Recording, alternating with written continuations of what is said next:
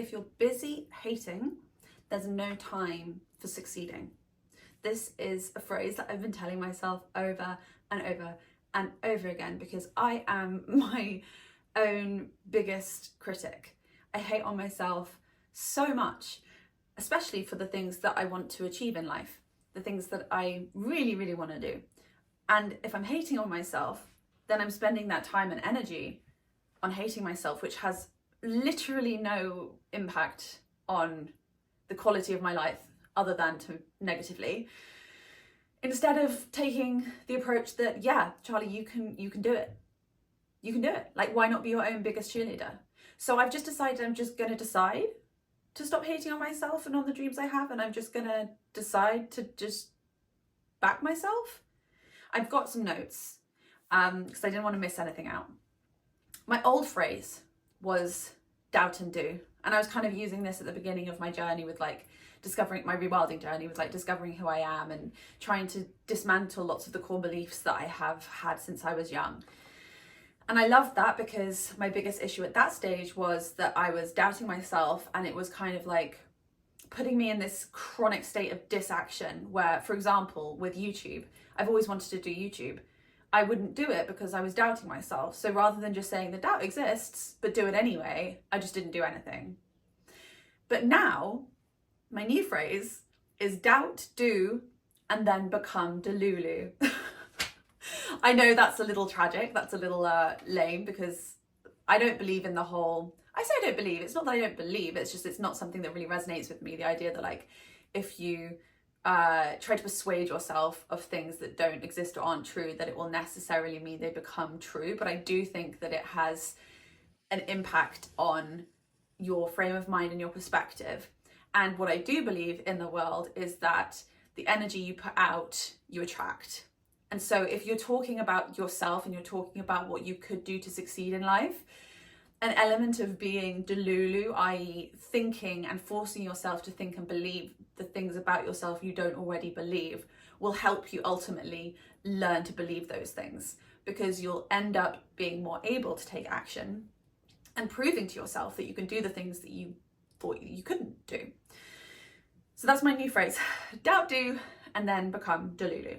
I think it's so easy for our brains to focus on the reason why things might fail. Like with YouTube, I used to do YouTube when I was a kid, and honestly, quite a lot of the reservations I have about YouTube are probably from that period, because quite a few of my friends at school found out, and some of them were super supportive and others were just like really mean. So this is definitely something I'm just like working through, this idea of being perceived and me not caring what other people think, which I definitely did when I was younger. But there are other things that are like situational that really impact like how I feel about why I might fail. And one of the main things is my recent realization, or recent being the last couple of years, that I'm autistic and that I have ADHD, because I'm disabled, I'm burned out, I'm recovering from burnout, but I'm never going to be the same as I was before I burned out. I'm never going to have the same levels of energy. I never truly had that energy in the first place, so I don't want to go back to that level, because that's what led to me burning out. And I have very little self-confidence, being totally honest, which I know sounds strange given I make videos, because you do have to have a certain level of self-confidence in that regard. I find it very easy to be confident when I'm on my own, and I find it very difficult to be confident when I'm around other people. So that's what I mean when I say no self-confidence. And it's so easy to focus on these reasons. This is why like this dream I have of doing YouTube and creating things on the internet is so risky for me, because I feel as though everything, or lots of the stuff that we see online, is so flashy and it's promoting a lifestyle, right? And I love consuming that type of content. I'm not bashing it at all, but it's just not something that I can do. I don't have the energy to be making flashy vlogs with lots of editing. I don't have the ability to do that because of my disability. If I did do that, then I wouldn't be able to look after myself and feed myself. And so content creation has kind of felt like something that I wouldn't be able to do properly. Like, I've been experimenting with vlogs over the last number of years, which anyone who's been following me for a while will have seen. But like, I just realized that I was continually burning myself out because it's just too much for me. Like, I already struggle with processing life as it's happening, but then also adding a camera into that is really tiring. So anything that I do is not going to look like most of what is online. And I kind of thought and believed that that was a reason just not to contribute and not to believe in myself. But I've started to think, like, what about the reasons why my uniqueness could be a win? Like, what about the way that I want to do things that's a bit different could be a good thing and could help me to succeed? And I was thinking a lot about my needs, because I made a video yesterday about asking yourself the question when you're feeling stuck in life, like, what are your needs? What do you need right now? Rather than thinking like, what is expected of you? I.e. like, what do other creators do? Like, how do you feel like you have to fit in with what other content creators make online? What do you need? And it got me thinking about YouTube and these dreams I have. Like, what do I need to be able to make that dream happen? Because that really is all that matters. Because at the moment I'm not prioritizing that, and therefore I'm not managing to even take that many steps towards my dreams because it's not meeting my needs. So I thought that I could try and base my strategy for YouTube from my needs. And I wrote down a little list. I've written down alignment, and that basically means alignment with my needs. Authenticity, which is a buzzword, and I can never be fully 100% authentic via a phone. Like, it's always going to be different if you're talking to me in real life. Sorry, my phone just cut out, so the angle might have slightly changed. I think I got to maybe project passions.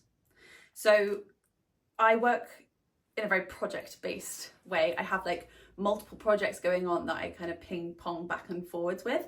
And that's not really aligned with how the online world works. I feel like the online world is very structured. It's like you post every week, you post something new, you release new things all the time to keep up with the Joneses. Like, it's very hustle culture-esque, and that's just not me. I'm less of an entrepreneur, I guess, and more of like a creative, and that's okay. That's something that I want to try and make sure that I like lean into, I guess.